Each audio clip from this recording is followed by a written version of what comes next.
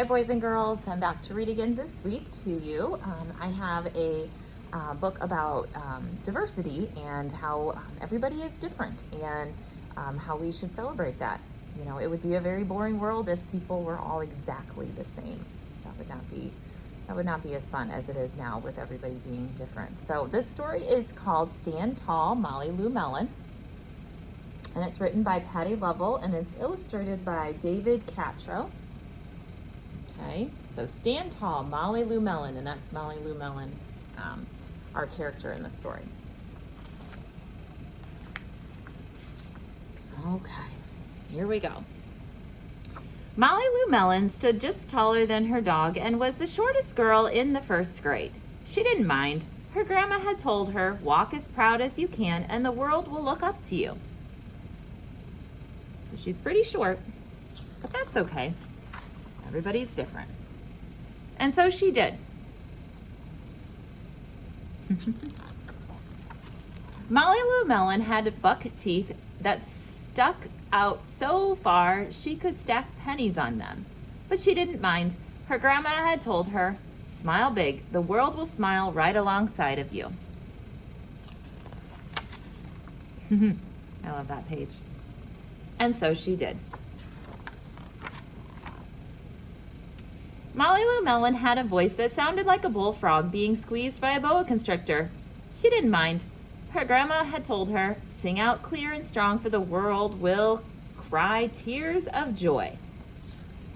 I don't know if the frog is so sure about her voice. Looks a little bit like unsure and maybe a little nervous about how she sounds.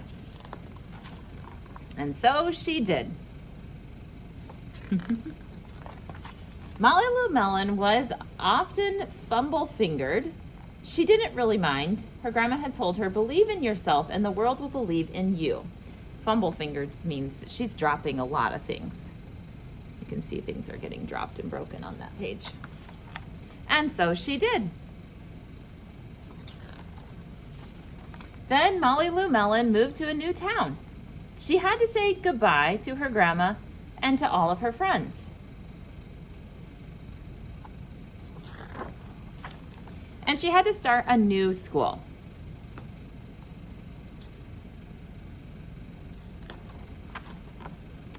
On the first day of school, Ronald Durkin called her Shrimpo.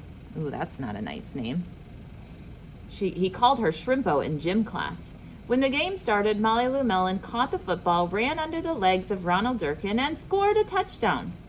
All the children thought, wow, she's good. And Ronald Durkin felt very foolish. On the second day of school, Ronald Durkin called her Bucky Tooth Beaver. Molly Lou Melon took out her pennies, stacked 10 high on her teeth, and smiled as big as she could. And all the other children smiled with glee, and Ronald Durkin felt very foolish. On the third day of school, Ronald Durkin said, you sound like a sick duck. Honk, honk. Molly Lou Melon sang out a quack, so clear and strong that it made Ronald Durkin somersault backwards, hit his head, and have to go to the nurse. All the children cried with joy to be free of Ronald Durkin for the rest of the afternoon, and Ronald Durkin felt foolish. On the fourth day of school, Ronald Durkin said that she'd made the snowflake all wrong. But Molly Lou Melon opened up her paper and revealed the most beautiful snowflake of all. All of the children oohed and awed, even Ronald. On the fifth day of school, Ronald Durkin brought Molly Lou Melon a stacking penny for her tooth and smiled at her. Oh, well, that was a nice gesture. Much nicer than he's been. And that night, Molly Lou Melon took out a pencil and paper and wrote a letter to her grandma. Dear Grandma, I wanted to tell you that everything you told me was exactly right. Love, Molly Lou Melon. The end. All right.